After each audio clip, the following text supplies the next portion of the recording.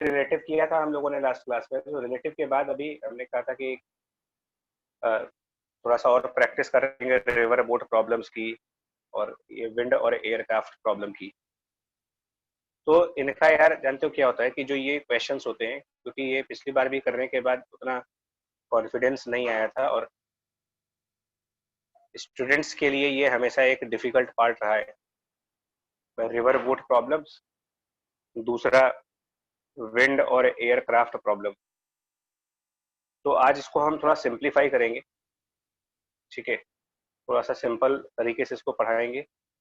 Wind aircraft problem, ये दो जो टॉपिक है इसको ध्यान से देखते हैं, और फिर हम टाइम बचा अगर तो रेन मैन प्रॉब्लम को भी डिस्कस कर लेंगे। ये तीन कैटेगरीज है जहां पर थोड़ी सी कंफ्यूजन ज्यादा होती है। एक्चुअली इनमें क्या होता है ना, देखो इनका जो आइडिया है, क्योंकि हम लोग रिलेटिव वाले से थोड़ा सा कंफ्यूज हो जाते हैं, इस वजह से इसमें फंस जाते हैं। इन सब का एक दूसरा कंसेप्ट है, ये पूरा क्या कहता है कि रिवर बेसिकली अगर हम बात करें तो एक ट्रांसपोर्ट का मीडियम है ना, water is the transporting medium. Mode of transportation आप पढ़ते हो तो थ्री मोड ऑफ ट्रांसपोर्टेशन बचपन में पढ़ाया जाता है प्ले ग्रुप में। थ्री मोड ऑफ ट्रांसपोर्टेशन में वो आप कहते हो कि रोड से ट्रांसपोर्ट कर सकते हो, एयर ट्रांसपोर्टेशन होती है और वाटर ट्रांसपोर्टेशन। तो विंड एयरक्राफ्ट एयर ट्रांसपोर्टेशन है और रिवर बोट वाटर का ट्रांसपोर्टेशन है। तो बेसिकली इसमें कंसेप्ट ये होना चाहिए, देखो इसका सिंगल एक कंसेप्ट है, बस उसको फॉलो कर लो। वाटर या एयर, बेसिकली अगर हम बात करें वाटर या फिर एयर, तो ये बेसिकली मीडियम्स होते हैं, they are medium of transportation. अगर आप इसको बड़ा सिंपल वे में समझोगे तो आपको प्रॉब्लम नहीं होगी। They are medium of transportation, एक जगह से दूसरी जगह जाने के लिए कॉमर्शियल यूज किया जाता है। वाटर में भी कॉमर्शियल व्हीकल्स चलती हैं, एयर से भी कॉमर्शियल व्हीकल्स चलती हैं, एरोप्लेन वगैरह। तो ये मीडियम ऑफ ट्रांसपोर्टेशन है।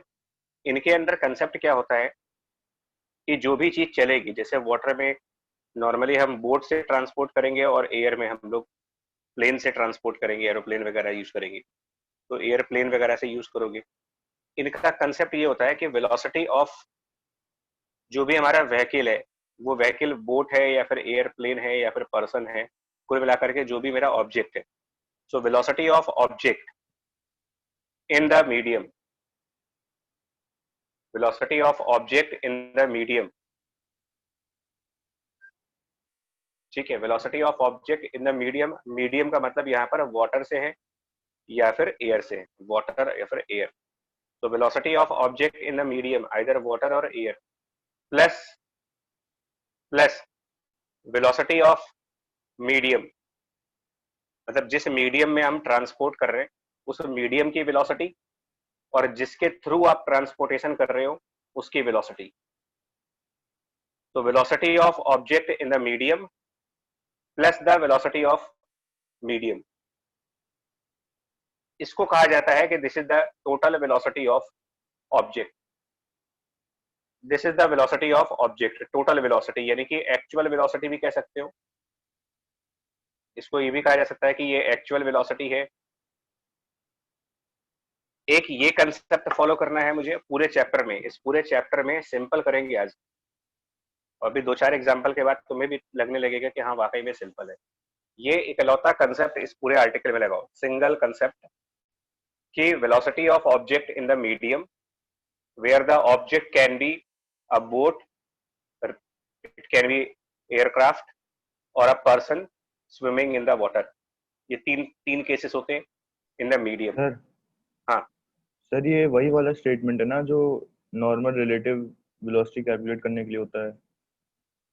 नहीं, मैं जैसे इसको रिलेटिव से नहीं कंफ्यूज करना चाह रहा, मैं रिलेटिव यूज ही नहीं करना चाह रहा। देखो मेरा क्या है एक्चुअली, देखो रिलेटिव कहाँ पर यूज होता है और ये कहाँ पर यूज होता है, समझो आप। रिलेटिव में ये कहा गया था कि जब एक मूविंग ऑब्जेक्ट से हम किसी दूसरे मूविंग ऑब्जेक्ट को वॉच करेंगे, रिलेटिव को समझो आप, एक मूविंग ऑब्जेक्ट से किसी दूसरे मूविंग ऑब्जेक्ट को जब हम लोग देखते हैं तो वो रिलेटिव है, तो उसको रिलेटिव मोशन कहा जाता है। रिवर बोट प्रॉब्लम में हम किसको, कौन किसको देख रहा है, अगर आप एनालाइज करो तो कौन किसको देख रहा है, इसको बढ़िया डिस्कशन है, आप करके देखो। रिवर बोट प्रॉब्लम में कौन किसको वॉच कर रहा है, तब आप बताओ कि यहाँ पर हम रिलेटिव वेलोसिटी की बात करेंगे या एब्सोल्यूट वेलोसिटी की बात करेंगे, किस चीज की बात करें हम यहाँ पर। भाई हम लोगों ने कहा कि रोड पे एक ट्रक चल रही है, रोड पर एक बाइक चल रही है, तो दोनों एक दूसरे को देख रहे हैं, वो इंडिपेंडेंट मोशन थे। लेकिन ये मोशन इंडिपेंडेंट नहीं कहलाएगा आपका। मतलब आप किसी मीडियम में अगर चल रहे हो तो आपका मोशन मीडियम पर डिपेंडेंट है। इसको अलग कंसेप्ट से समझो आप। इसीलिए मैंने पहले जब पढ़ाया था तो वेक्टर वाले चैप्टर में पढ़ाया था तुम्हें से। Yes sir. हाँ, ये टॉपिक अलग है थोड़ा सा। एक्चुअली क्या है कि रिलेटिव से कंपेयर करने की वजह से कंसेप्ट्स में कंफ्यूजन आने लगती है। तो मैं, मेरी बात सुनो, मैं क्या कह रहा हूँ कि अगर हम कहीं पर, भाई आप सिंपल सा लॉजिक लगाओ ना यार। अगर आप किसी शिप में चल रहे हो, बोट में चल रहे हो, या स्विम कर रहे हो पानी में, तो क्या आप कितना फास्ट स्विम करोगे और कितना स्लो चलोगे, क्या उस पानी की वेलोसिटी पर कुछ डिपेंड करेगा या नहीं करेगा? सिंपल सा आप सोच के बताओ कि अगर हम, मान लो हम क्रिकेट खेल रहे हैं, हमने बॉल फेंकी, तो हमारी बॉल कितनी तेज जाएगी, किस डायरेक्शन में जाएगी, क्या वो हवा पे डिपेंड नहीं करता कि वहां पर हवा चल रही है कि नहीं चल रही? करता है सर। करती है, करती है। बिल्कुल करता है। पतंग उड़ाते हो तो क्या इस पर नहीं डिपेंड करता कि वहां हवा है या नहीं है? तो ये सब क्या कर रहे हैं हम लोग? हम लोग ऑब्जेक्ट्स को मूव करा रहे हैं एक मीडियम के अंदर। तो मीडियम का भी अपना एक इंपॉर्टेंस है, मीडियम का भी एक रोल आएगा वहां पर। तो डिपेंडेंसी हो गई ना यहाँ पर, इंडिपेंडेंट तो रहे नहीं हम। तो हमने जो रिलेटिव मोशन पहले पढ़ा था वो था दो बॉडीज, कि दो बॉडीज ए और बी एक दूसरे के इंडिपेंडेंट चल रहे हैं, उनका आपस में कोई लेना देना नहीं है। मतलब ए की वेलोसिटी का बी पर कोई इंपैक्ट नहीं था और बी की वेलोसिटी का ए पर कोई इंपैक्ट नहीं था। लेकिन ये काम यहां पर नहीं है। किसका किसके ऊपर इंपैक्ट है ये समझो। क्या आपने बॉल कितनी तेज फेंकी, इससे हवा की स्पीड बदल जाएगी? मतलब क्या एयर की स्पीड आपके बॉल फेंकने की स्पीड पर डिपेंड कर रहा है, या फिर आपके बॉल फेंकने की स्पीड एयर पर डिपेंड कर रहा है? इस टॉपिक को इस तरीके से समझो आप। बड़ा कॉमन सा एग्जांपल है भाई, आपने कुछ थ्रो किया, हवा आ गई, तो क्या वो किसी और डायरेक्शन में डेविएट नहीं कर जाता है? अगर अचानक से हवा चलने लगे यस सर, तो तो हवा पे डेविएट। डिपेंड करेगा। ऑब्जेक्ट का मोशन हवा की स्पीड पर डिपेंड कर रहा है, यानी विंड की स्पीड पर। Yes sir. ऐसे ही बोट वाला कंसेप्ट है।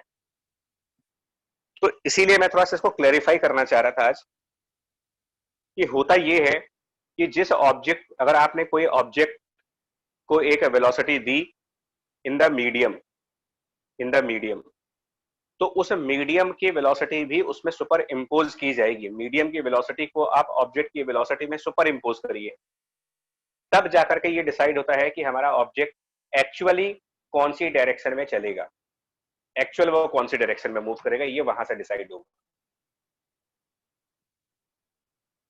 और एक्चुअल वेलोसिटी का मतलब देखिए, ट्रांसपोर्टेशन है ये सब कुछ। तो ट्रांसपोर्ट करने के लिए आप एक जगह से पैसेंजर्स को बिठाओगे, दूसरी जगह पर जाओगे। तो ये जो मैं एक्चुअल वेलोसिटी की बात करता हूं, इसका मतलब होता है कि ये स्टार्टिंग पॉइंट से, जहां से भी आप अपना जर्नी का स्टार्ट करते हो, स्टार्टिंग से लेकर के एंड टू जो आपका डेस्टिनेशन पॉइंट है। अब आपको मैं समझाऊंगा कुछ एग्जांपल्स लेकर के।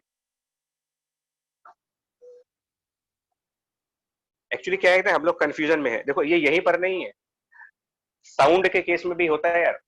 डॉपलर इफेक्ट चैप्टर जब कभी पढ़ा होगा आपने 11th में, तो क्या विंड का डॉपलर इफेक्ट हमारा कोई असर नहीं है? साउंड की स्पीड पर विंड का कोई असर नहीं होता। तो अगर पड़ता हवा है, चले तो साउंड पड़ता की है। स्पीड हम लोग मॉडिफाई नहीं कर देते?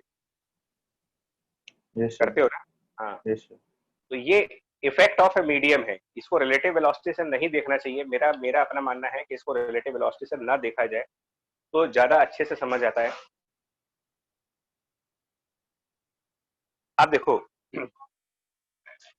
हम लोग एक बहुत सिंपल वे में स्टार्ट करते हैं। देखिए, इन ए सिंपल वे, ये एक्चुअली रिजल्टेंट ऑफ वेक्टर का कंसेप्ट है और relative velocity subtraction of vector का कंसेप्ट है।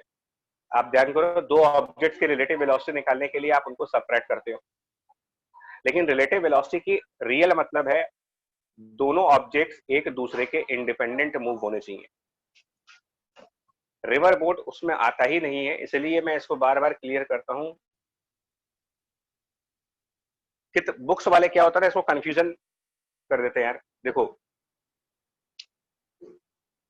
आप लॉजिक बताओ, एक लॉजिक बताना मुझे, ठीक है ना? मैं कुछ बेसिक एग्जांपल्स लूंगा, पहले बेसिक एग्जांपल्स, और उसके बाद हम लोग आगे देखेंगे। तो बेसिक एग्जांपल में ये है कि वाटर अगर मान लो किसी वेलोसिटी से है, और ये सब आप लोग जानते हो कि अगर वाटर की कोई स्पीड है और उस पानी में, उस पानी के अंदर अगर हम लोग बोट को ट्रेवल कराते हैं, कोई भी बोट, सेल बोट हो चाहे मोटर बोट हो, है ना, किसी भी टाइप की बोट है, और अगर आप उस बोट को पानी की डायरेक्शन में वीबी स्पीड से मूव करते हो, तो क्या कहते हैं कि बोट की टोटल स्पीड क्या होती है? और ये जो वीबी स्पीड है ना, सुनिएगा, ये वीबी स्पीड के बारे में ये कहा जाता है कि this is the velocity of a boat in the water, velocity of a boat in water. ये बताने की जरूरत क्यों है, मैं बताता हूं, मैं ऐसा क्यों कहा जाता है। आप एरोप्लेन का एग्जांपल लो, एरोप्लेन पहले रनवे पे भी चलता है, उसके बाद हवा में भी चलता है, क्या दोनों में सेम स्पीड से चलता है वो?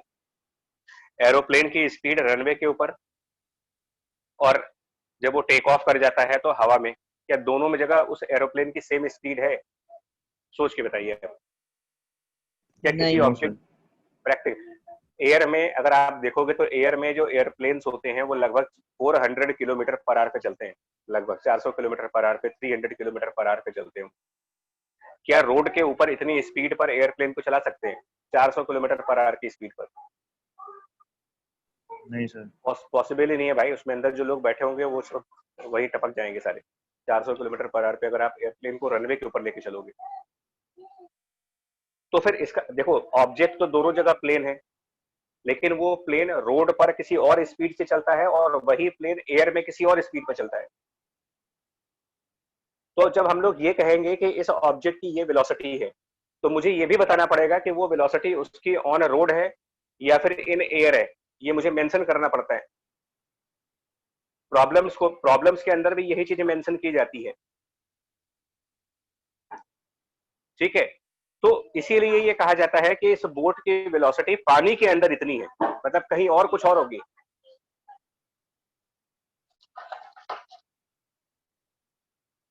भाई हालांकि बोट रोड पे नहीं चल सकती, है ना, बोट को आप रोड पे नहीं चला सकते, लेकिन फिर भी ये बताना पड़ता है कि एयरप्लेन की कौन से स्पीड की आप बात कर रहे हो, रनवे वाली स्पीड की या हवा वाली स्पीड की, वो दोनों अलग है। तो हम लोग ये कह रहे हैं कि velocity of a boat in a water that is वीबी, पानी के अंदर वो वीबी स्पीड पे चलेगा, ठीक। इसी को कुछ बुक्स में इसी को ये लिखा होता है, इसी की जगह पर ये लिखा होता है velocity of a boat in still water, वो ये भी कह देते हैं। कोई फर्क नहीं है, दोनों का एक ही मतलब है। और कुछ बुक्स में इसी की जगह पर ये लिखा होता है velocity of a boat in, sorry in नहीं, with respect to water. Actual में अब अलग अलग किताबें हैं तो उनका अलग अलग वे ऑफ राइटिंग है, बट इन तीनों का मतलब सेम है। लोग अपने कंफर्ट के हिसाब से लिखते हैं, उनको जो समझ में आता है वो लिख देते हैं वो।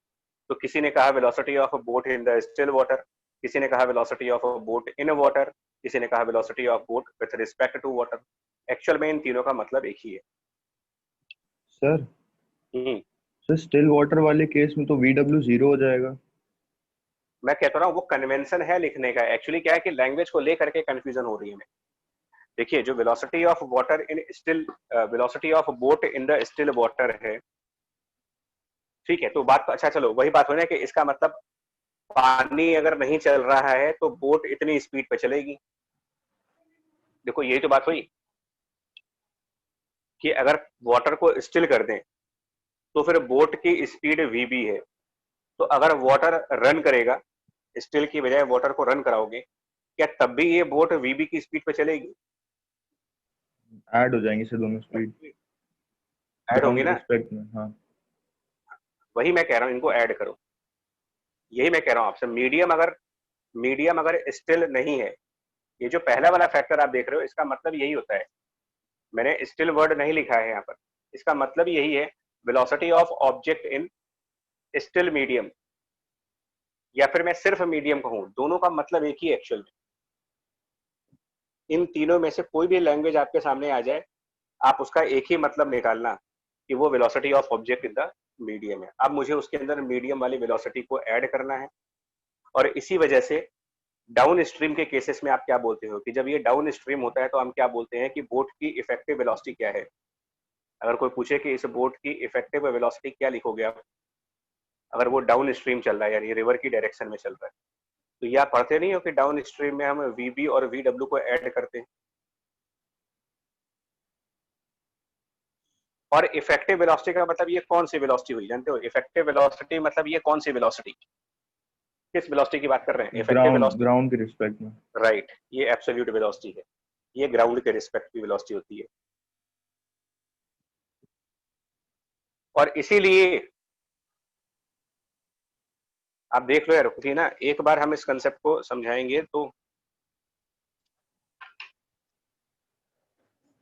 इसमें दूसरा केस भी आप लेते हो डाउन स्ट्रीम का और अप स्ट्रीम का कि ये वाटर इस तरफ है, तो उसको मैं जल्दी से लिख देता हूँ बस ऐसी फॉर्मेलिटी के लिए कि अगर आप बोट को इसके अपोजिट साइड पर लेके चलते हो वीबी स्पीड से, तो फिर आप इसकी effective velocity VB minus VW कह देते हो कि now this is effective equal to effective velocity equal to VB minus VW. Actually ये माइनस नहीं हो रहा है, वो सब्ट्रैक्ट, एक्चुअली ये ऐड ही हो रहा है, लेकिन अपोजिट वेक्टर ऐड हो रहे हैं, इस वजह से ये माइनस हो गया है। यहाँ तक का कुछ कंफ्यूजन हो तो बोलो, नहीं तो क्वेश्चन से स्टार्ट कर दें। सब क्लियर है।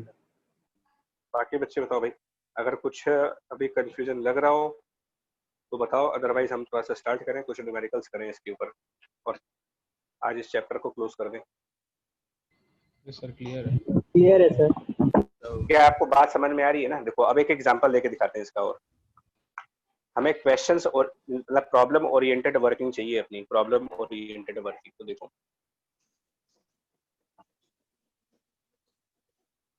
अब इसीलिए क्या होता है, जो रिवर बोट क्वेश्चंस होते हैं, देखिए उसमें आपको जब ये कहा जाता है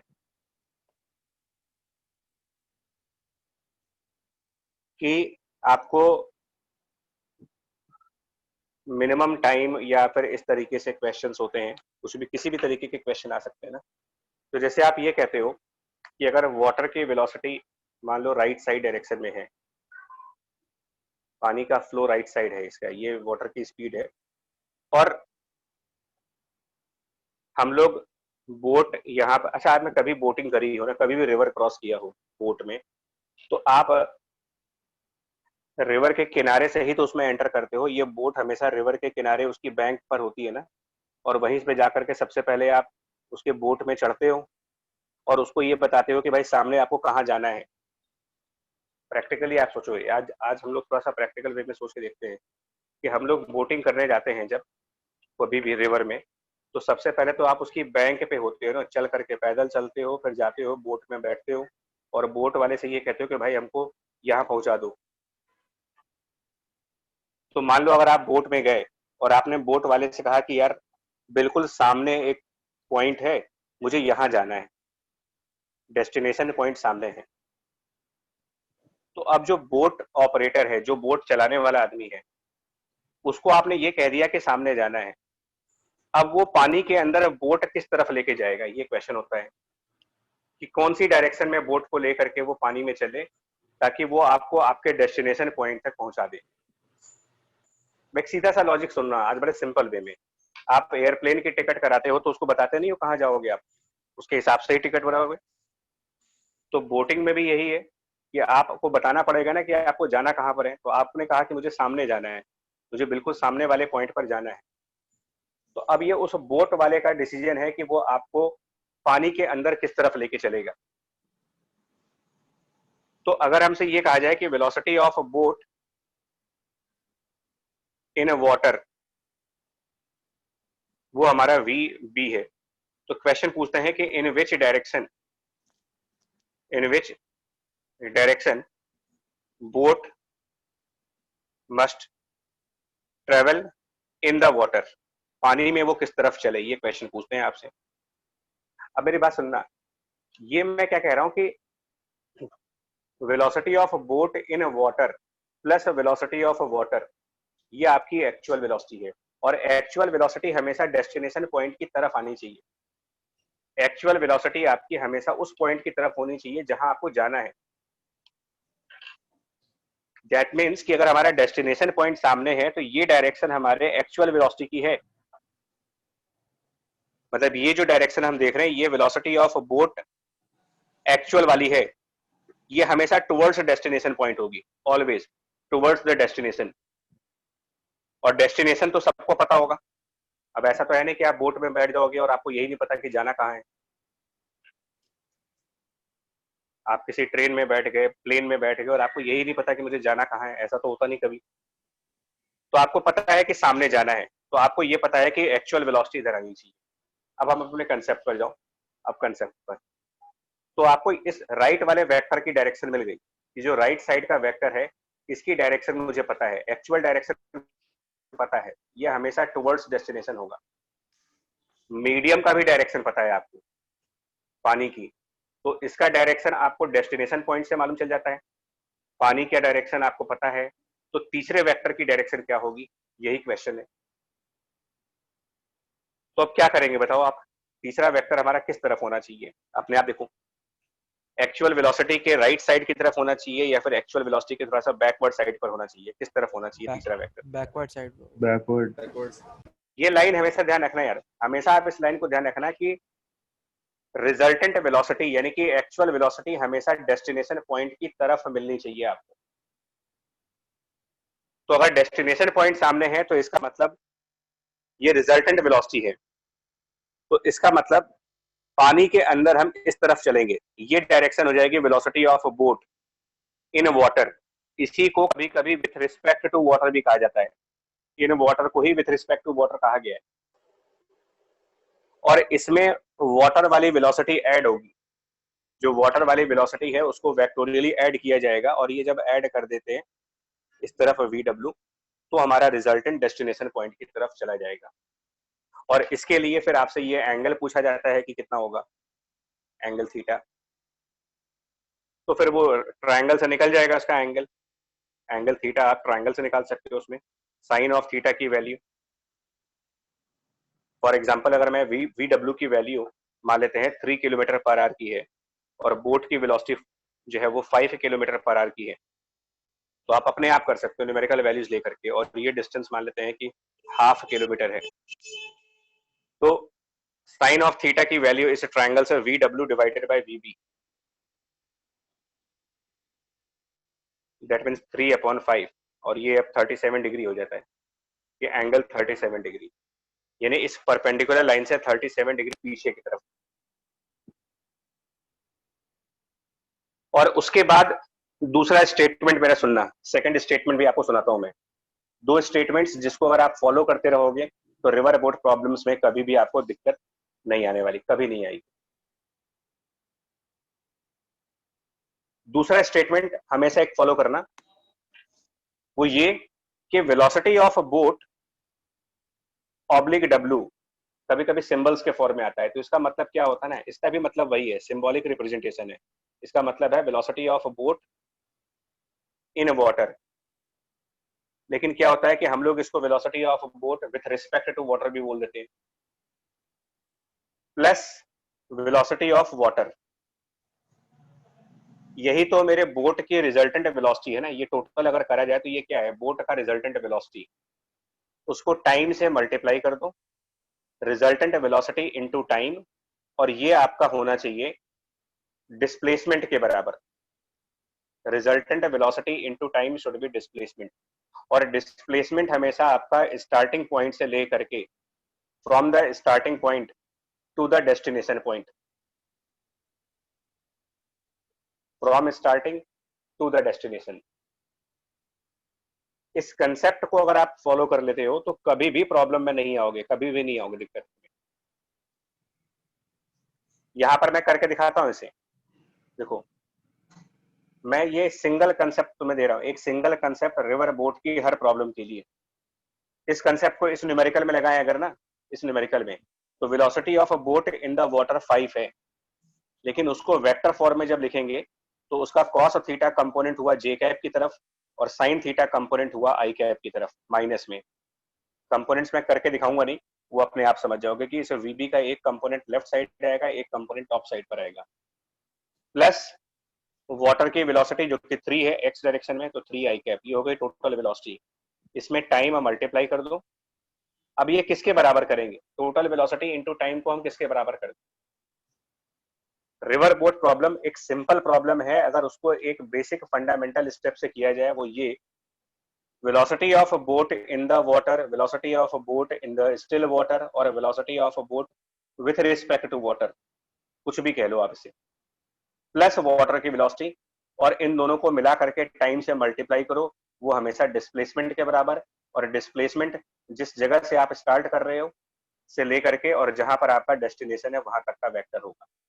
तो अगर हमारे इस क्वेश्चन में डेस्टिनेशन पॉइंट बिल्कुल सामने है, तो मेरा जो डिस्प्लेसमेंट लिखा जाएगा वो क्या लिखा जाएगा, देखो अगर हम यहाँ से स्टार्ट कर रहे हैं और बिल्कुल सामने वाले पॉइंट पर जाना है आपको, तो डिस्प्लेसमेंट के वेक्टर को हम क्या लिखेंगे, देखिए तो स्टार्टिंग पॉइंट से डिस्प्लेसमेंट डेस्टिनेशन की तरफ, यानी ये डिस्प्लेसमेंट है, तो इस वेक्टर को आप लिखोगे हाफ किलोमीटर के बराबर, और डायरेक्शन वाइज क्या लिखोगे उसको, जे कैप, हाफ किलोमीटर और उसके अलावा जे कैप, दैट्स ऑल, क्वेश्चन पूरा हो जाता है।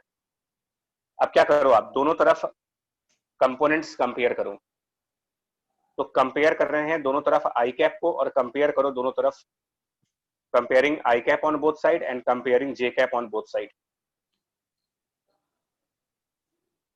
क्या बनेगा देखो, comparing I cap and comparing J cap. तो I cap on the left hand side is 3 minus 5 sine theta, इसमें आपको सारे आंसर्स मिल जाएंगे। राइट हैंड साइड कुछ भी नहीं है तो उसको मैं 0 आई कैप कहूंगा, तो दैट मीन्स कि 0 हो गया, इससे आपको डायरेक्टली साइन थीटा मिल जाएगा।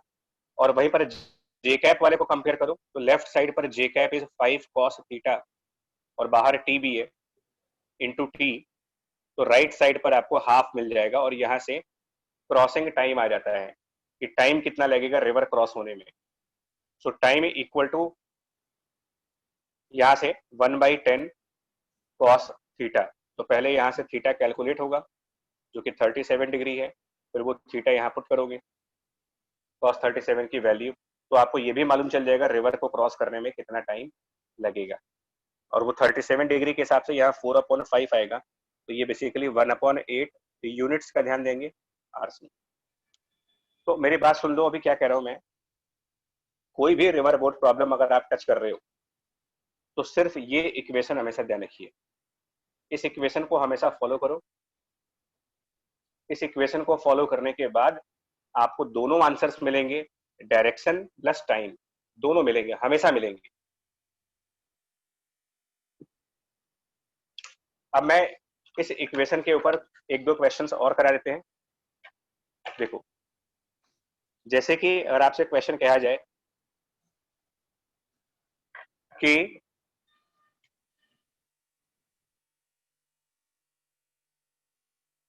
हाँ, क्वेश्चन की लैंग्वेज बड़ी इंपॉर्टेंट होती है यार, क्वेश्चन रीड करना आना चाहिए आपको, क्वेश्चन रीडिंग आपकी अच्छी होनी चाहिए।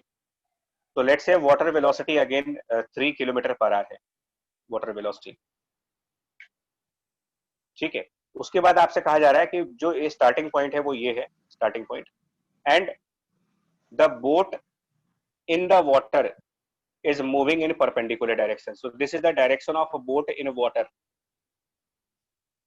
ठीक है। inside water the boat is moving perpendicularly, inside water this boat is moving perpendicularly, तो ये हमारा क्या हो गया, VBW है, और इसकी value 5 kilometre per our given है आपको, मतलब ये लैंग्वेज में दिया हुआ है that boat is moving perpendicular to flow in water। Students को ये क्वेश्चन पढ़ने में गलती होती है और वहां से वो प्रॉब्लम कर देते हैं। अब आप खुद समझ जाओ क्या करना है। सॉल्यूशन पार्ट में देखो, इसमें क्या पूछा जाएगा, मेरे दो चीजें पूछी जाएंगी, कितना टाइम लगेगा इसको क्रॉस करने में और बोट कहाँ पहुंच जाएगी। तो अब आप दो तरीके के क्वेश्चन देखना है, या तो आपको न्यूमेरिकल के अंदर डेस्टिनेशन पॉइंट दिया होगा, और जब डेस्टिनेशन पॉइंट दिया होगा तो आपको इस वेक्टर का डायरेक्शन नहीं दिया जाएगा।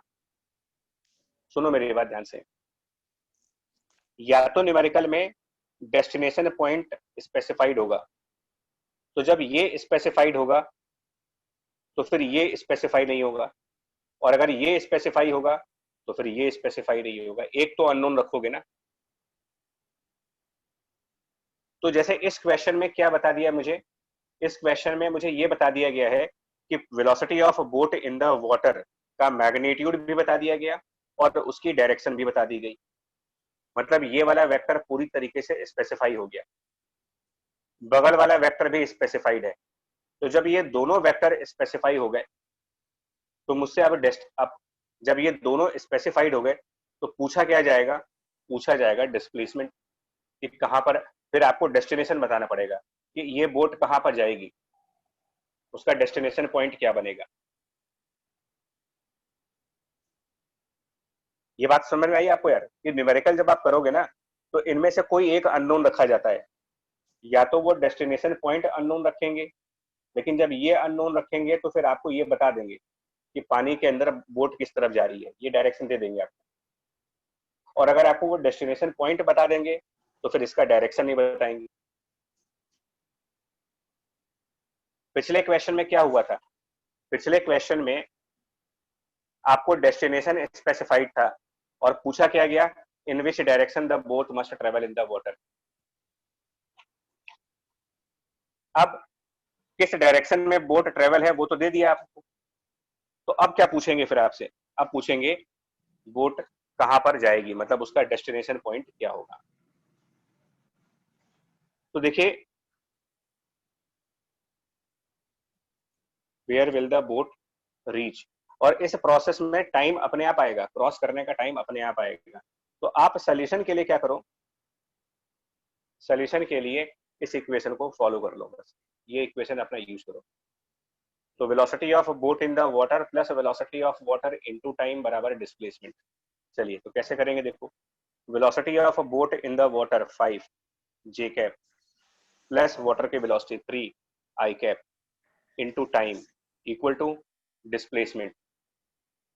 अब डिस्प्लेसमेंट कहाँ होगा इसका, डिस्प्लेसमेंट क्या लिखेंगे, तो डिस्प्लेस करके मान लो हम यहाँ पहुंच गए, ये बोट यहाँ पर आ गए डिस्प्लेस करके, तो ये आपका जो डिस्प्लेसमेंट हुआ, ये इस बोट का जो डिस्प्लेसमेंट बनेगा जहां पर वो रीच करेगा, इस डिस्प्लेसमेंट वेक्टर को आप ट्रायंगल लॉ से लिख सकते हो। कितना, अगर हम ये माने कि ये इधर की तरफ x डिस्टेंस आगे चला गया, ये डिस्टेंस x है, तो डिस्प्लेसमेंट को रिवर के विड्थ विड्थ हाफ किलोमीटर,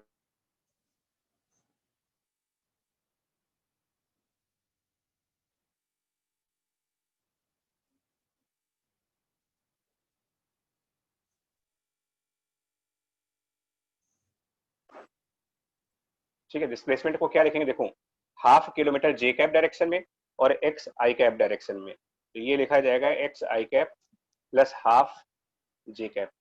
बस इस सिंगल इक्वेशन में सारे आंसर्स हैं मेरे। कंपेयर कर लो दोनों तरफ आई कैप और जे कैप को, दोनों तरफ आई और जे कंपेयर करो, तो आई कैप कंपेयर करने पर यहाँ 3 इंटू टी बराबर x हो गया, x इक्वल टू 3t, और जे कैप कंपेयर करने पर 5 into T equal to half. अब आप बताओ, आपको टी भी मिल जाएगा और x भी मिल जाएगा, कितना टाइम क्रॉस करने में लगा वो भी आ जाएगा, और टाइम आने के बाद ये x कितना होगा वो भी आएगा, और उस x को ड्रिफ्ट कहा जाता है एक्चुअल में, ये ड्रिफ्ट होगा इसका।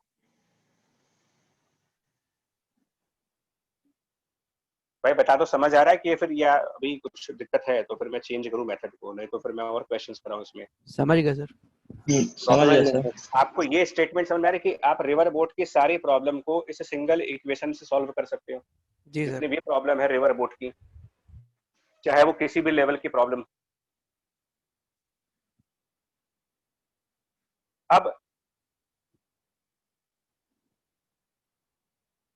अब देखो मैं आपको ना एक दो एग्जांपल और देता हूँ तो और थोड़ा सा क्लियर करेंगे।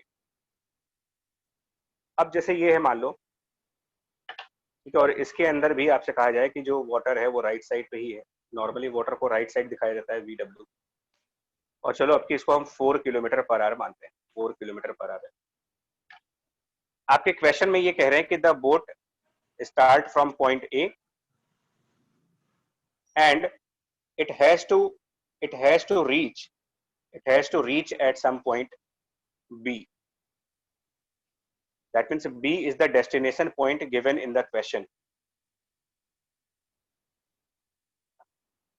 और ये क्वेश्चन रीडिंग स्किल होती है। अगर आपको रिवर बोट प्रॉब्लम सॉल्व नहीं कर पा रहे ना, इसका मतलब शायद आप क्वेश्चन की लैंग्वेज को नहीं समझ पा रहे।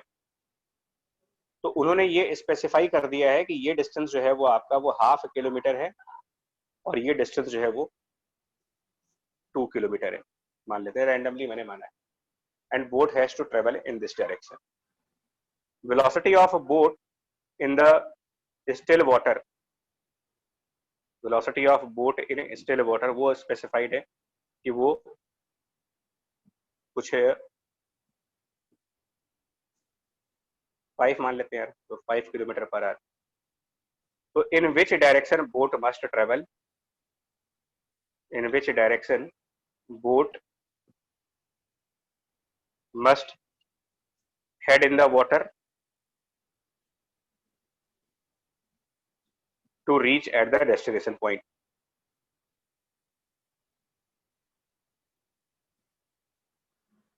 And in what time, ये भी क्वेश्चन है, in what time। तो मैंने कहा ना कि दो, ये जो अभी पीछे वाले पेज पे लिखा था कि या तो ये स्पेसिफाइड होगा तो फिर ये नहीं स्पेसिफाई होगा, और ये स्पेसिफाई होगा तो फिर ये स्पेसिफाई नहीं होगा। क्योंकि अगर ये भी बता दी, अगर सोचो ना किसी क्वेश्चन में ये वेक्टर भी बता दे, ये वेक्टर भी बता दे, ये वेक्टर भी बता दे, तो फिर सॉल्व क्या करोगे वहां पर? सब कुछ बता ही देंगे तो सॉल्व करने के लिए भी तो कुछ होना चाहिए।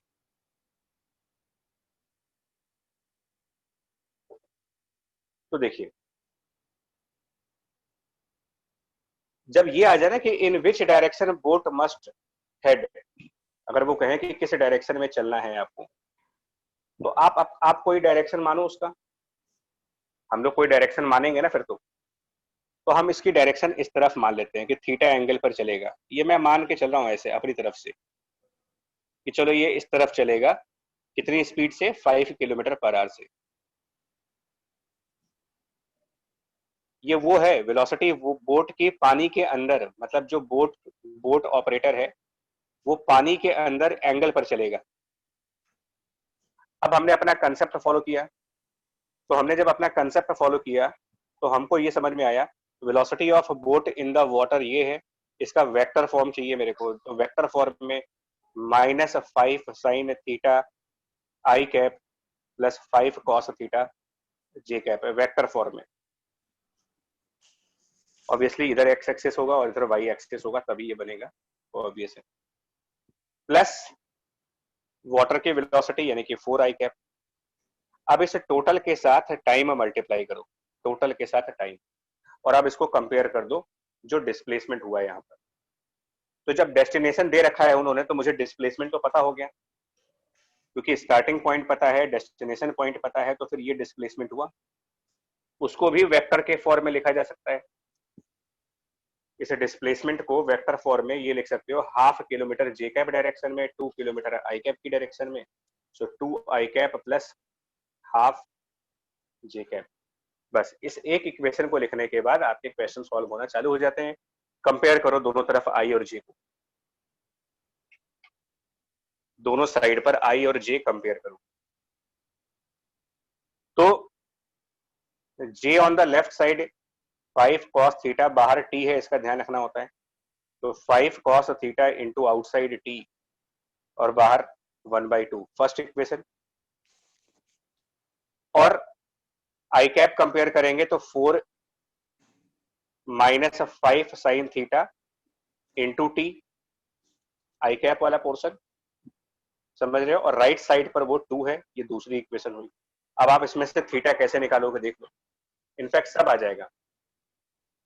इक्वेशंस में बनवा दूंगा तुम्हें, सॉल्व कैसे करना है वो देखो। सर डिवाइड कर देंगे आपस में? डिवाइड कर दो, टाइम एलिमिनेट हो जाएगा।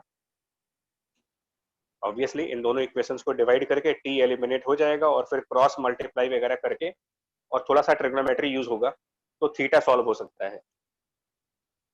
और थीटा जब सॉल्व हो जाएगा तो किसी एक इक्वेशन में उसको सब्स्टिट्यूट कर देना, टाइम भी सॉल्व हो जाएगा।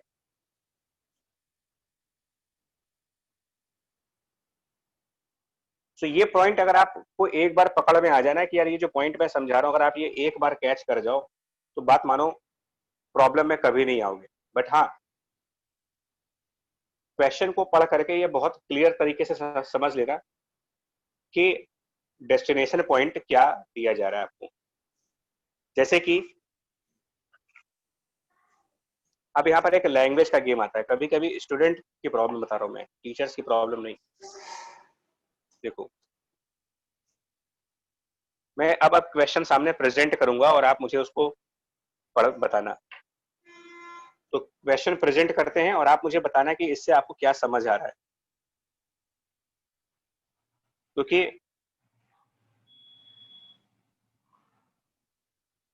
अब देखो, मैं वैसे अगर क्वेश्चन पूछूं ना आपसे, देखिएगा, तो ये एक क्वेश्चन है यार, देखो, ठीक है जी, एक क्वेश्चन है। ये वही इरडोव है और देखिए क्वेश्चन नंबर 8 है, ठीक है ना। तो टू बोट्स, एक मिनट देखो, two boats A and B move away from a buoy anchored at the middle,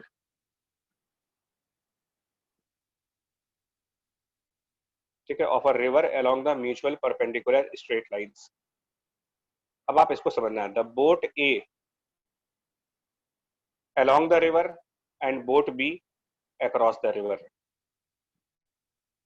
इसका मतलब समझा पाओगे आपको क्या है?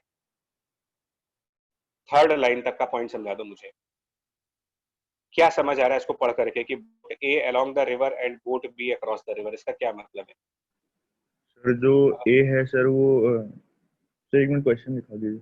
हाँ, मैं बता रहा हूँ, दिखा रहा हूँ, क्योंकि सर मैं जो ए है जो वो रिवर की स्पीड को इंडिकेट करेगा और जो बी है वो boat with respect to water रहेगा। नहीं बच्चा, नहीं देखो, मैं फिर बोला सर आपको दिक्कत सर नहीं जो है। ए है वो सर डाउनस्ट्रीम होगा, रिवर सर के एक बार डायरेक्शन एक में बार होगा, एक पैरेलल रिवर के अपोजिट। डायरेक्शन में होगा, परपेंडिकुलर डायरेक्शन में होगा।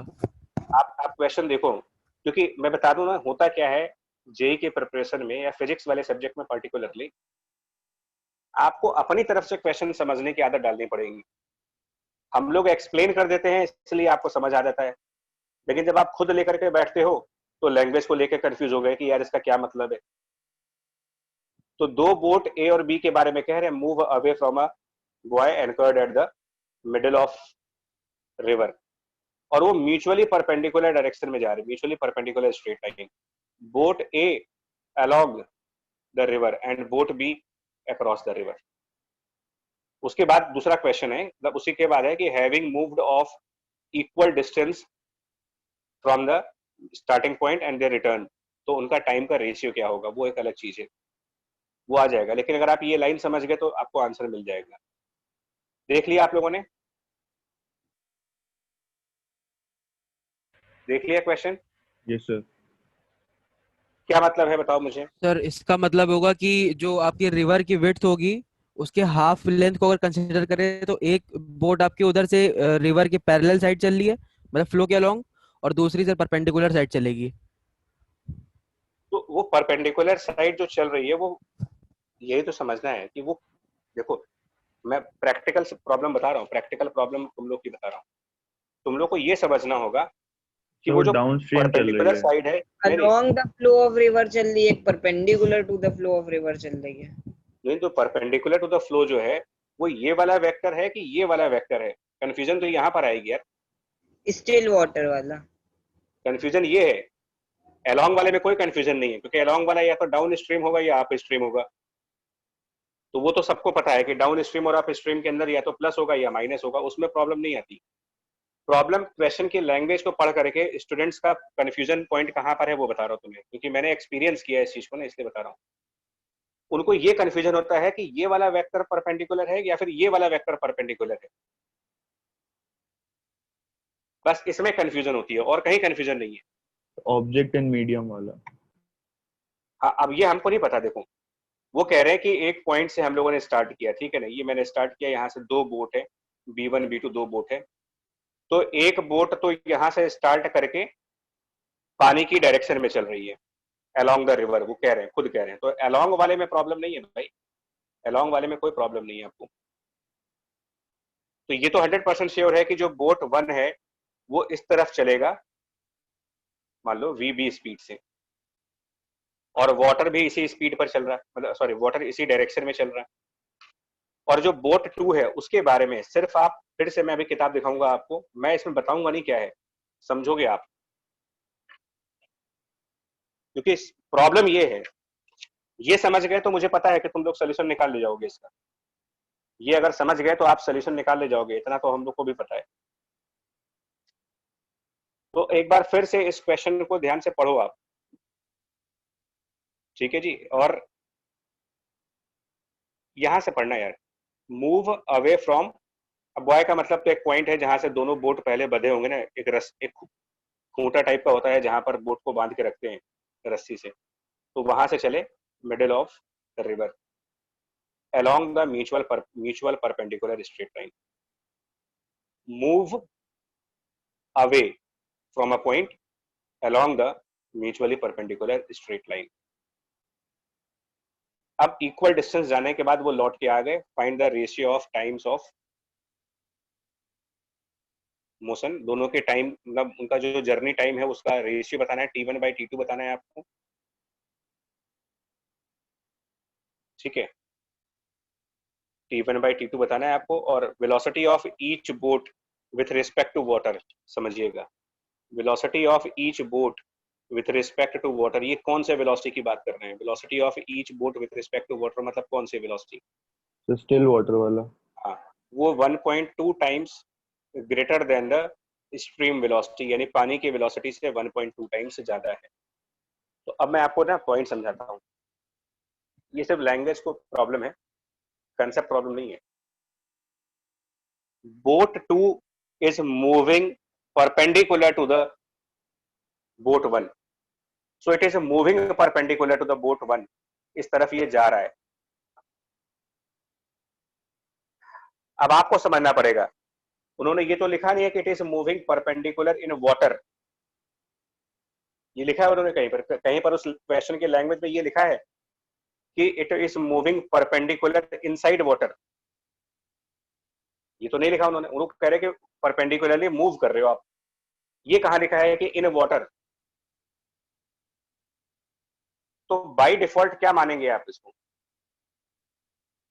बाय डिफॉल्ट इसको आप ये मानोगे कि ये परपेंडिकुलरली जो मूव कर रहा है वो उसकी एक्चुअल वेलोसिटी का डायरेक्शन, क्योंकि एक्चुअल मोशन किधर होगी देखो।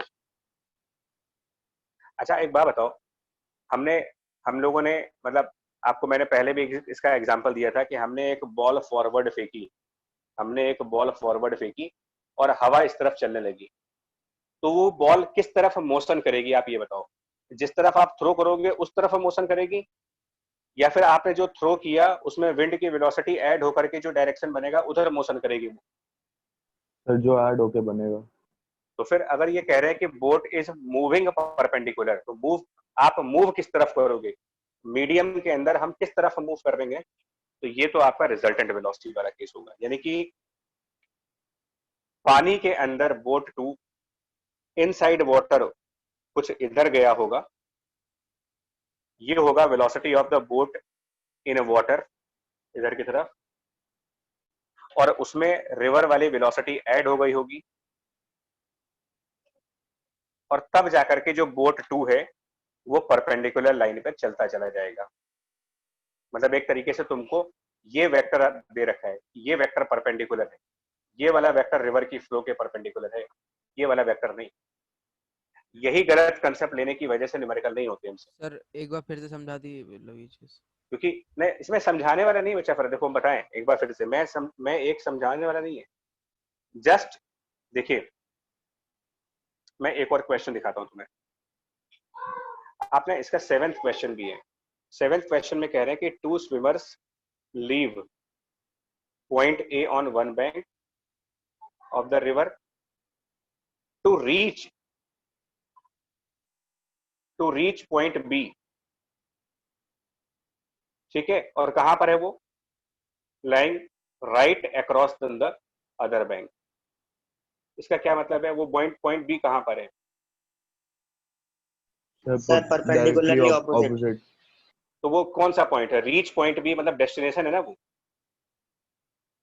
यस सर, कि थोड़ा कहाँ? लेफ्ट की तरफ सुनो, चलेंगे। मैं एक काम करता हूँ, मैं ना पहले इसी प्रॉब्लम को डिस्कस कर लेता हूँ, चलो आपको और क्लैरिटी आएगी।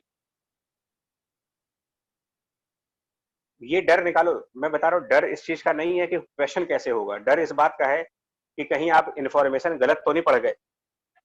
बिकॉज अगर हमने इंफॉर्मेशन गलत पढ़ ली और उसके बाद कर सब कुछ सही रहे हो, कंसेप्चुअली सब कुछ सही कर रहे हो, बट क्वेश्चन ही गलत रीड कर लिया, फिर तो सही होने का कोई सवाल ही नहीं उठता, क्वेश्चन सही होने का कोई सवाल नहीं उठता। तो अब आप देखिएगा, इस क्वेश्चन के हिसाब से एक ए पॉइंट है और एक बी पॉइंट है जो कि डेस्टिनेशन है, और वो बिल्कुल सामने है। ये मैं नहीं कह रहा, ये क्वेश्चन कह रहा है। ठीक है, तो आप ज्यादा बेटर समझ पाओगे, थोड़ा सा और देखते हैं इसको बस। तो two swimmers leave point A on one bank of the river to reach point B lying right across on the other bank. यहां तक समझ में आ गया? One of them crosses the river along the straight line AB.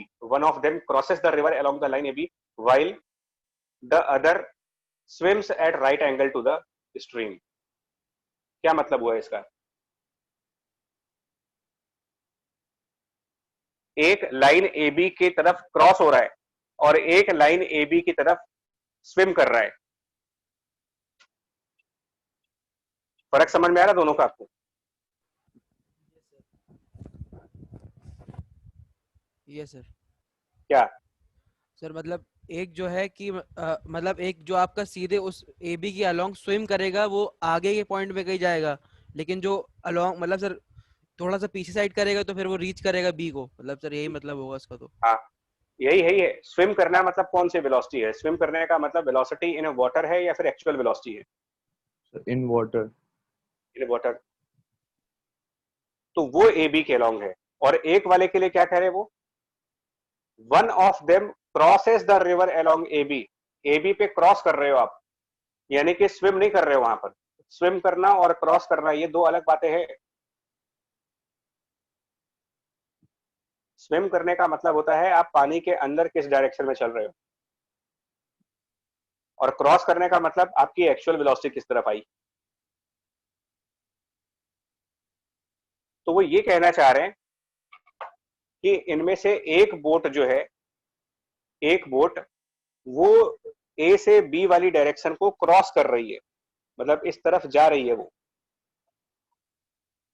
तो जो crosses along A B है, एक boat crosses along A B कह रहे हैं, इसका मतलब ये उसकी रिजल्टेंट है वेलोसिटी। क्रॉसेस वाला रिजल्टेंट है, मूव करना, क्रॉस करना ये रिजल्टेंट है। इसका मतलब पानी के अंदर ये स्विम किसी और डायरेक्शन में करेंगे। स्विम की डायरेक्शन अलग होगी, तैरने वाली डायरेक्शन अलग होगी आपकी, क्योंकि उसमें वाटर की वेलोसिटी को ऐड किया जाता है हमेशा। स्विम का मतलब हो गया velocity of boat in water, और अब आपका रिजल्टेंट वेलोसिटी इस तरफ आएगा। जी सर समझ गया सर। पॉइंट क्लियर हुआ आपको? ये यस सर, जी समझ सर गए। हाँ, सर तो मतलब कि जो वन, आपका फाइनल स्टेट पाथ आएगा ये है मतलब सीधे इसका। हाँ तो उसी को क्रॉसेस, एक्चुअली यहाँ पर वोकेबलरी का प्रॉब्लम है। देखो, क्रॉसेस, स्विम्स, मूव, इन वर्ड्स की प्रॉब्लम होती है। तो अगर ये आप समझ जाओ ना तो आपके क्वेश्चन गलत नहीं होंगे कभी, और इसी के लिए मैं प्रैक्टिस करवा रहा हूँ यहाँ पर आज। अब इस क्वेश्चन में हम अपना कंसेप्ट कैसे फॉलो करेंगे, अपना वाला कंसेप्ट, ठीक है ना। अब इसमें देखो, इन्होंने एक चीज देखी है, स्ट्रीम वेलोसिटी है ना, इन्होंने ये दे रखा है। स्ट्रीम वेलोसिटी मतलब पानी की वेलोसिटी 2 है, और velocity of each swimmer with respect to water, each swimmer with respect to water वो 2.5 है। यानी कि ये वाला वेक्टर आपका 2.5 है और ये वाला वेक्टर 2 है। हमारा कंसेप्ट क्या कह रहा था अभी? हमारा कंसेप्ट क्या कह रहा था? इसको थीटा मान लेते हैं, तो हमें इन दोनों को ऐड करना है। तो करते हैं इनको ऐड। -2.5 साइन थीटा आई कैप प्लस 2.5 कॉस थीटा जे कैप, और प्लस उसमें वाटर की वेलोसिटी 2 आई कैप ऐड कर दिया, इसके साथ टाइम मल्टीप्लाई कर दिया, और इक्वल कर दिया इसको displacement from A to B. अब इसको हम कोई डिस्टेंस डी मान लेते हैं, तो हम लिख देंगे डी जे कैप। बस इतना हमारा पहले वाले के लिए हुआ। और इससे हमें टाइम चाहिए एक्चुअल में। क्वेश्चन जानते हो, अभी बताते हैं क्या है इसमें। आप टाइम निकालते हैं, तो टाइम निकालने के बाद क्या होगा, टाइम कैसे निकालेंगे, देखो इधर का जे कैप और इधर का जे कैप कंपेयर कर दो। तो इधर जे कैप आएगा 2.5 cos थीटा इंटू टी, और इधर जे कैप आएगा डी। तो कंपेयर करके टाइम आ जाएगा डी अपॉन 2.5 cos थीटा। अब आप कहोगे cos थीटा कितना होगा, तो cos थीटा निकल जाएगा। कैसे निकलेगा, देखो ये 2.5 इंटू cos थीटा निकालने के लिए इस ट्रायंगल में ये 2.5 है, ये 2 है, तो पाइथागोरस थ्योरम से तीसरी वाली साइड आ जाएगी। ये हो जाएगा square root of 2.5 square minus 2 square, और ये मेरे ख्याल से 1.5 आ जाएगा पाइथागोरस थ्योरम के बाद। सो cos थीटा की वैल्यू बेस अपॉन हाइपोटेन्यूज करोगे तो 1.5 डिवाइडेड बाय 2। ये तो मैथमेटिकल पोर्शन हो गया, ये आप वैसे भी समझ सकते हो कि कैसे निकलेगा। अब इसी क्वेश्चन में दूसरे वाले बोट के बारे में बात करो। दूसरा वाला बोट क्या कर रहा है, ठीक है ना। दूसरा वाला बोट परपेंडिकुलरली स्विम कर रहा है, वो मतलब उसके साथ सिचुएशन अलग है। उसके साथ वाटर जो इस तरफ 2 किलोमीटर पर आवर पे मूव कर रहा है, ठीक है। हालांकि बोट नहीं है इसमें, स्विमर्स हैं, बट कोई बात नहीं। वो परपेंडिकुलरली स्विम कर रहा है, यानी कि जो स्विम का मतलब होता है वेलोसिटी इन वाटर। तो ये वेलोसिटी आपकी 2.5 है स्विम करने वाली। लेकिन फिर हमारा कंसेप्ट क्या कहता है कि अगर हम स्विम इस तरफ करेंगे तो डेस्टिनेशन आगे हो जाएगा आपका। तब आपका डेस्टिनेशन पॉइंट कहीं यहाँ पे होगा और कहीं निकल जाओगे आप।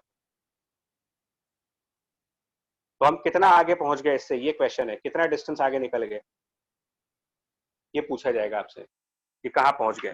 तो उसका भी कंसेप्ट वही है, 2.5 वेलोसिटी इन वाटर है जे कैप, प्लस वाटर की velocity I cap into time equal to displacement. Displacement यहाँ से यहाँ हो रहा है, तो ये डिस्प्लेसमेंट वैसे ही D J cap plus X I cap.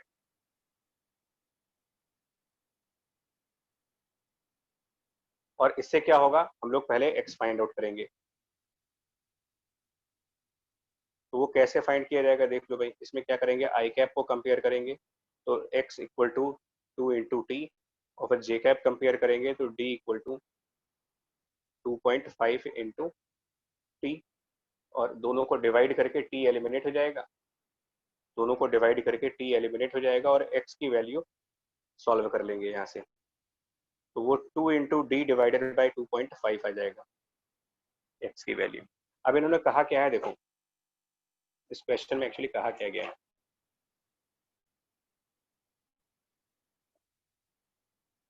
ठीक है, कि 2 स्विमर्स हैं, ठीक।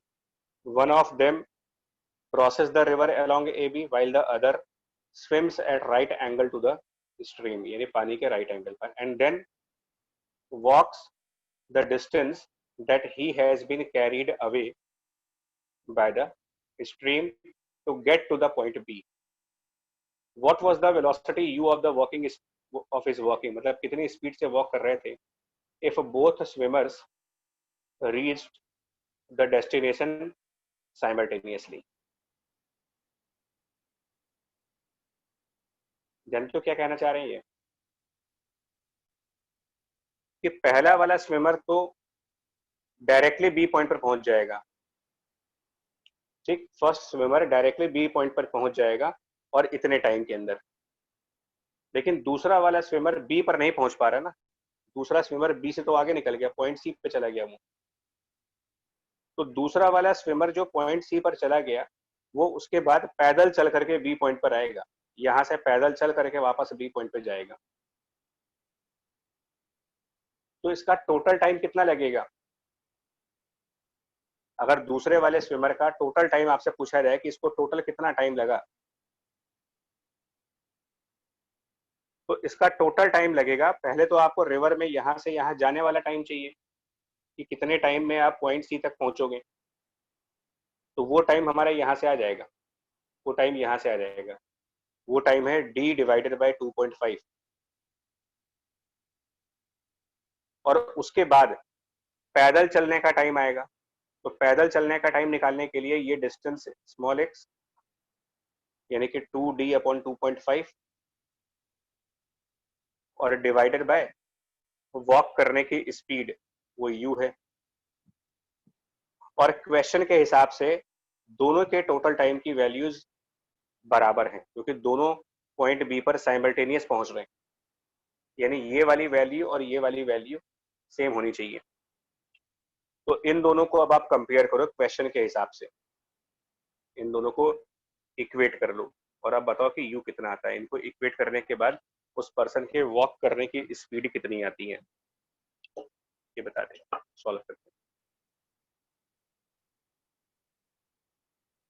सो मेरा आपसे रिक्वेस्ट है कि थोड़ा टाइम लगाओ इसमें, लेकिन कंसेप्चुअल डिफिकल्टी नहीं होती है इसमें। ये नहीं देखो, ये नहीं है कि हमको करना है, सबको पता है क्या करना है, दोनों वेलोसिटी ऐड करके टाइम मल्टीप्लाई करना है और डिस्प्लेसमेंट से कंपेयर करना है। एरर कहाँ पे होती है, कौन सी वेलोसिटी को किस डायरेक्शन में लेना है, ये लैंग्वेज प्रॉब्लम हो जाती है हमें।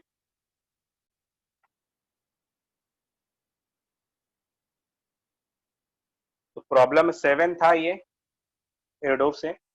अब इसका कंपेयर कर लो और बताओ क्या आंसर आएगा।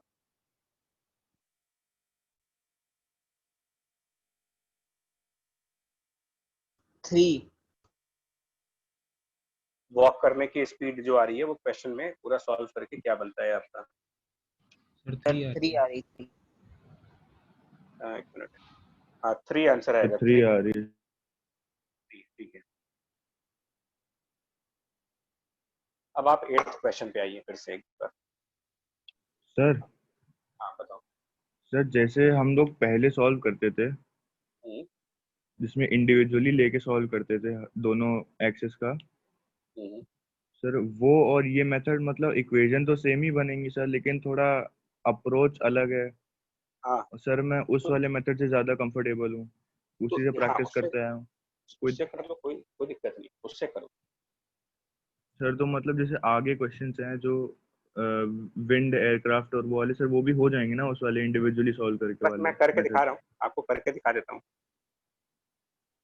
बस एक आध दो क्वेश्चन और करके दिखा देते हैं, वो सब हो जाएंगे। देखो सब हो जाएंगे, ये उससे भी कर सकते हो। और ये वो एक ही चीज है यार, ये एक्चुअल में जो आप कह रहे हो ना वो यही चीज है। ये बेसिकली यही तो 2 इक्वेशन बनेगी वहां से भी आपको। अब प्रॉब्लम नंबर 4 आप बताओ क्या करोगे, मतलब प्रो 4 मतलब एयरडो का 8th क्वेश्चन। या एक काम करो, इसको छोड़ दे रहे हैं, इसको आप अपने लेवल पे करिएगा, मैंने समझा तो दिया ही है कैसे करना है, तो आप अपने लेवल पे करोगे तो ठीक है, मेथड कंपेयर हो जाएगा। अब आते हैं जल्दी से,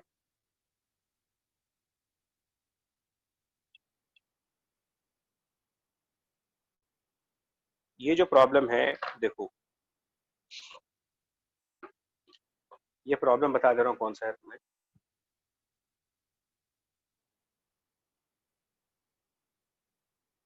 ये HCV का प्रॉब्लम है ना, HCV से। और क्वेश्चन नंबर है ये, हाँ देखिएगा, HCV के काइनेमेटिक्स वाले बुक से, मतलब पार्ट 1 है, question number 49। An aeroplane has to go from point A to the another point B 500 kilometre away due 30 degree east of north. तो आपका डेस्टिनेशन स्पेसिफाई हो गया, कहाँ जाना है, डेस्टिनेशन स्पेसिफाई हो गया, 500 किलोमीटर दूर जाना है, 30 डिग्री ईस्ट ऑफ नॉर्थ जाना है। Wind is also blowing due north at a speed of 20। Air speed of the plane 150 है। बता ना, ये क्यों बताना पड़ता है कि रनवे पे अलग स्पीड होती है, एयर में अलग। तो एयर वाली स्पीड, हवा, जब प्लेन हवा में चला गया तो उसकी 150 स्पीड हो गई। तो find the direction in which the plane should head to reach the destination point and time कितना लगेगा। तो डेस्टिनेशन देखो कहाँ पर है, from A to B 500 kilometre away due 30 degree east of north. ठीक है,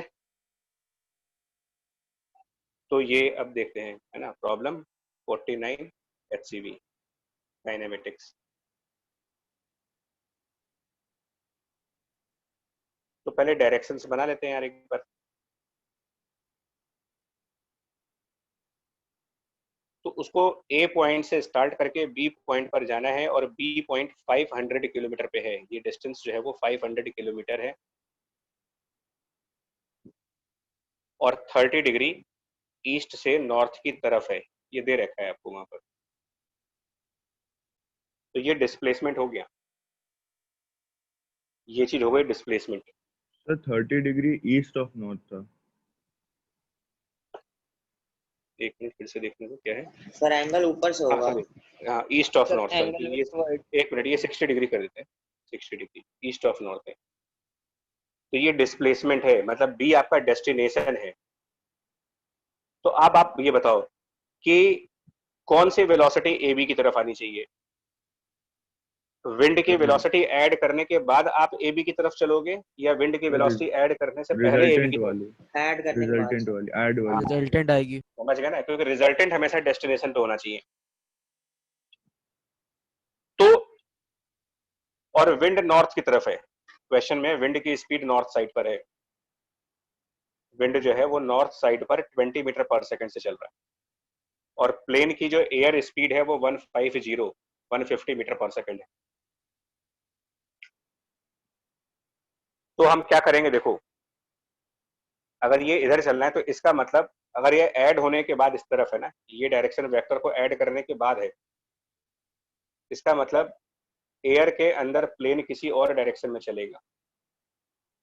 तो ये होगा velocity of plane oblique A, मतलब velocity of plane in the air, क्योंकि इस वेक्टर में विंड वाली वेलोसिटी ऐड हो जाएगी ट्रायंगल लॉ से। तो ये ऐड कर देंगे इसमें, पहला वेक्टर, दूसरा वेक्टर ये 20, ये ऐड हो गया और ऐड होने के बाद रिजल्टेंट वेलोसिटी आपकी डेस्टिनेशन पॉइंट की तरफ जा रही है। समझ आया ये चीज? Yes sir. Yes sir. तो अब इसको सॉल्व कैसे करेंगे, हो गया क्वेश्चन इतना सा है, सिर्फ इतना सा क्वेश्चन। अब देखो इसका अलग से डायग्राम बनाते हैं। तो ये आपका नेट वेलोसिटी की डायरेक्शन है, इस तरफ प्लेन जो एयर में है उसकी वेलोसिटी है, velocity of plane in the air, ये आपको 150 दे रखा है। और ये वेक्टर विंड वाला है, वेलोसिटी ऑफ विंड ये 20 है। अब इसके आगे का क्वेश्चन ना है, अब इसके आगे हम लोग का काम खत्म हो जाता है एक्चुअल में, अब इसके आगे आपका काम चालू हो जाता है।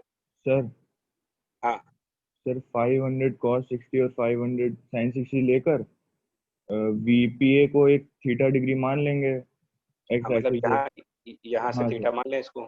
सर उसके बाद उसको भी रिजॉल्व करके सर हर एक्सिस में अलग अलग इक्वेशन बना हाँ के सॉल्व हो बिल्कुल जाएगा। बिल्कुल, और मैं वही स्टेप यहाँ पर कैसे करूँगा, देखो ये जो VPA थीटा एंगल पर मान रहे हैं ना, इसके कंपोनेंट करेंगे। तो ये 150 है, 150 मैं वही चीज इस तरीके से कर रहा हूँ, 150 cos थीटा इसका हॉरिजॉन्टल कंपोनेंट यानी आई कैप, प्लस 150 sin थीटा इसका वर्टिकल कंपोनेंट यानी कि जे कैप, और उसमें विंड को भी ऐड कर दूं 20 जे कैप। ये हो गई total velocity into time, total velocity into time. अब ये डिस्प्लेसमेंट हो गया, डिस्प्लेसमेंट है 500 लेकिन उसके कंपोनेंट्स, तो 500 और 60 डिग्री एंगल पर है वो, तो 500 cos 60 यानी कि 1/2 आई कैप और 500 sin 60 यानी कि √3/2 जे कैप। बस हो गया। सर यूनिट मीटर में नहीं करेंगे? वो अभी यूनिट्स पे बता रहे, मैं कह रहा हूँ अभी यूनिट्स का सब ध्यान देंगे। अब यूनिट्स कौन सा, हाँ मीटर में देखिए एक्चुअली क्या है कि वेलोसिटी मीटर पर सेकंड्स में है और जो डिस्टेंस हमें दे रखा है वो किलोमीटर में दे रखा है। ये एक प्रॉब्लम है कि डिस्टेंस किलोमीटर में दिया हुआ है और वेलोसिटी सब मीटर पर सेकंड में दी हुई है। तो हम क्या करेंगे, जो डिस्प्लेसमेंट है किलोमीटर में है उसको हम कन्वर्ट कर लेंगे, यानी दैट इनटू क्या कर दें उसमें, उसको मीटर में कन्वर्ट कर लें, तो दैट इनटू 1000। अब सही है मीटर, अब मीटर पर सेकंड में सब कुछ हो गया।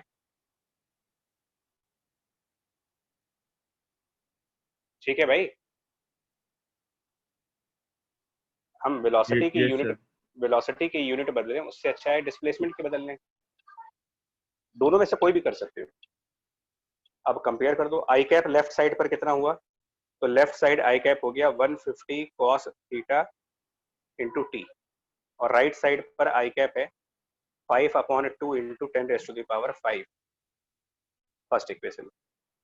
लेफ्ट साइड पर 20 + 150 साइन थीटा इंटू टी, ये जे कैप है। राइट साइड पर 5/2√3 इंटू 10⁵5। अब देखो थीटा कैसे निकलेगा, इससे थीटा और टाइम कैसे निकलेंगे, दोनों पूछा है उसमें, क्वेश्चन में आपको दोनों चीजें पूछी हैं, डायरेक्शन भी पूछा है और ये भी पूछा है कि कितने टाइम बाद वहां पहुंचेंगे।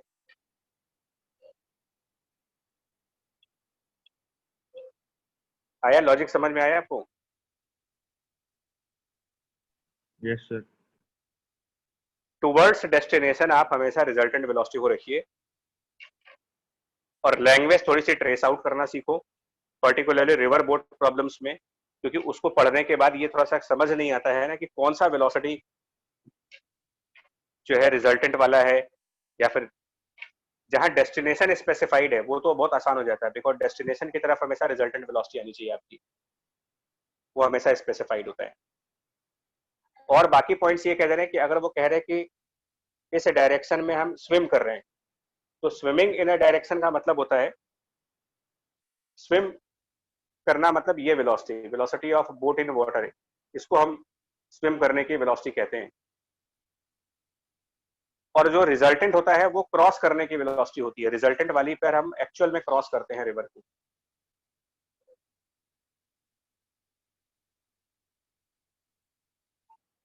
समझ गए जी पॉइंट आपका ये? Yes sir. इसमें एक और क्वेश्चन है साउंड को लेकर के, सिमिलर क्वेश्चन साउंड को लेकर के भी है, एक सिमिलर क्वेश्चन इसमें साउंड को लेकर के भी है, और साउंड के ऊपर भी हमको पता है कि विंड का असर होता है। इसमें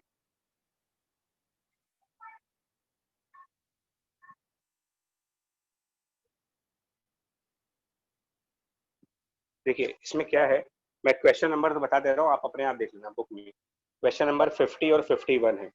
तो क्वेश्चन 51 में क्या कहना चाह रहे हैं वो, प्रॉब्लम नंबर 51, उसमें वो ये कह रहे हैं कि ए और बी दो पर्सन हैं, एक पर्सन ए है और एक पर्सन बी है, और पर्सन ए ड्रम बजा रहा है, मतलब it beats drum, open open में मतलब म्यूजिक प्ले हो रहा है, तो पर्सन ए ड्रम बजा रहे हैं और पर्सन बी उसको सुन रहे हैं, और विंड की डायरेक्शन ऊपर की तरफ है, वो कह रहे हैं कि विंड इस तरफ जा रहा है। साउंड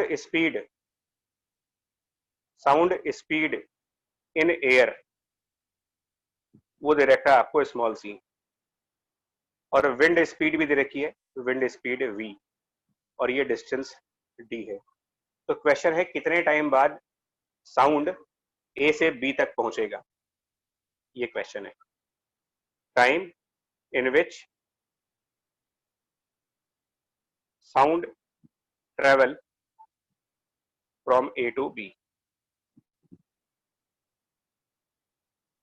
कितने टाइम बाद होगा।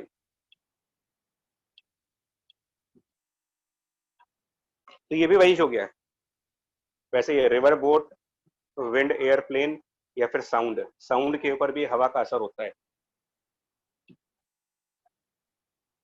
जिसका क्लियर एविडेंस है, क्लियर प्रूफ है। मौसम खराब जब हो जाता है, वेदर खराब हो जाता है, और आप फोन पे बात करें तो वॉइस क्रैक होने लगती है, इसका मतलब विंड का सीधा सीधा इम्पैक्ट वॉइस के ऊपर होता है, वॉइस सिग्नल्स के ऊपर होता है।